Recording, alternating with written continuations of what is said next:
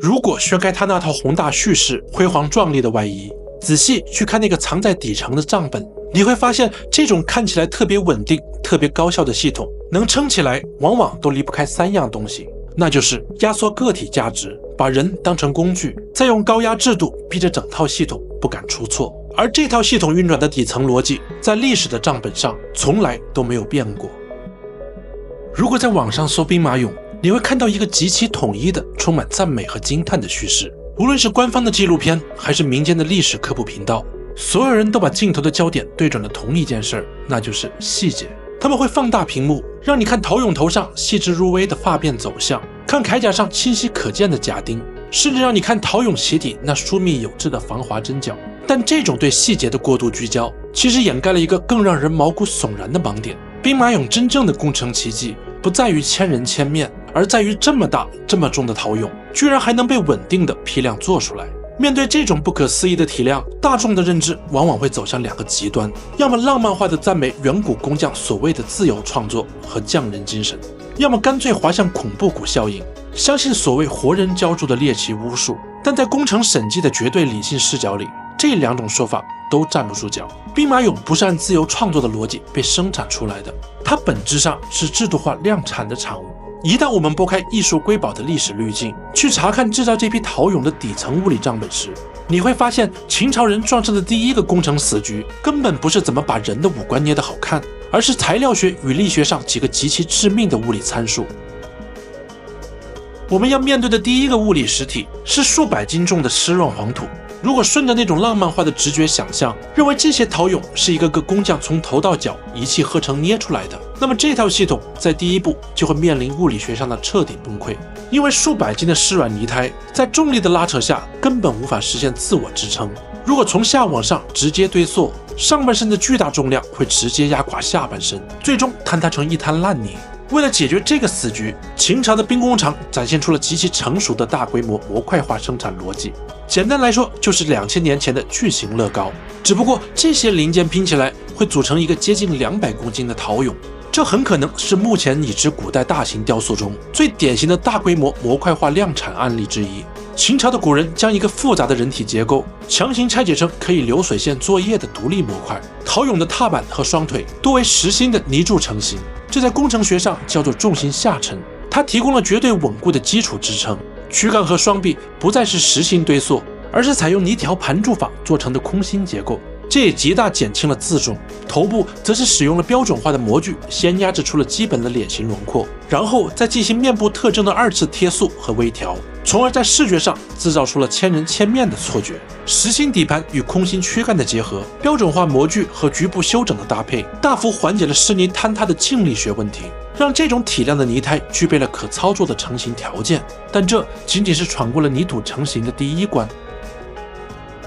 当这堆重达数百斤、含水量极高的泥巴被送进砖窑时，热力学的屠刀才真正的落下。陶土在高温烧制时，水分会剧烈蒸发，硅酸盐等矿物质发生相变，整个陶俑的体积会产生10%左右的剧烈收缩。兵马俑是分段制作的，腿部、躯干、双臂、头部，在完成基本定型后，再进行组合拼接，最后入窑烧制，或者是分别烧制后再进行装配。这意味着，如果不同流水线使用的泥料配比存在差异，或者空心躯干的内壁厚薄不均，在1000度的高温下，不同部位的热胀冷缩系数就会产生偏差，烧出来的结果要么是躯干和手臂的收缩率不一致，导致根本无法完成拼装，要么就是内部应力过大，陶俑在冷却出窑时直接炸裂。在2000年前，没有计算机建模，没有游标卡尺，更没有电子恒温控制系统。秦朝人能把如此庞大数量的巨型模块化手办成功拼装并保持规制统一，这背后肯定不只是一般手工活那么简单，它一定有一套很强的尺寸控制体系，还有一整套极其苛刻的标准化管理。它要求从采土、和泥、制模到烧窑的不同工序之间必须具有足够高的一致性，否则这种规模的量产，成品率早就发生了灾难性的雪崩。当一套系统既要求数量巨大，又要保证成品率，同时还要兼顾细节统一时，它需要的就不再只是手艺，而是极其严密的组织。那么维持这种恐怖一致性的力量究竟是什么？很多人在参观兵马俑时会注意到陶俑的隐蔽处，比如腋下的褶皱或者衣襟的内侧会刻着一些极其不起眼的小字，比如宫墙、右朝、咸阳臧。传统的浪漫化滤镜会告诉你，这是古代工匠留下的个人印记，是穿越千年的艺术家签名。但在工程审计的视角里，这些字符是极其冷酷的生产代码。宫这类标记更接近中央公关体系，咸阳、右这类标记则更像不同公关系统、作坊或来源体系的区分。重点不在于它们具体怎么分类，而是这类字符的首要意义是要把责任和产品绑定起来。这套逻辑在2000年后的明代南京城墙和故宫的金砖上依然呈现出惊人的对称性。你在故宫脚下看到的每一块地砖背后都刻着从窑户、作坊、推车人到监造官员的重叠名字。这不是为了让你记住他们是谁，而是为了在任何一块砖发生裂缝时，系统都能精准地通过名单